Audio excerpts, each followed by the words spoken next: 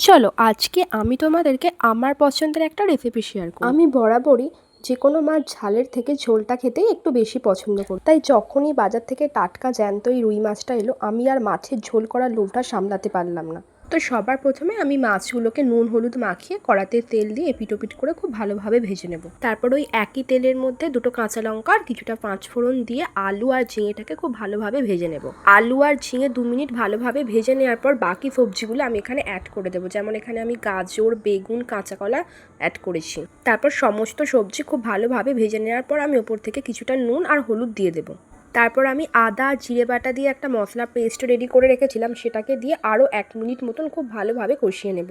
সমস্ত সবজি আমার খুব ভালোভাবে কষানো হয়ে গেছে। এবার আমি এর মধ্যে কিছুটা গরম জল অ্যাড করেছি। গরম জল দিলে রান্নার টেস্টটা খুব ভালোভাবে পাওয়া যায়। এরপর মাছের ঝোলটা ফুটে উঠলে আগের থেকে ভেজে রাখা মাছগুলো দিয়ে আমি আরও কিছুক্ষণ মতন ফুটিয়ে নিলেই আমার গরম গরম মাছের ঝোল রেডি।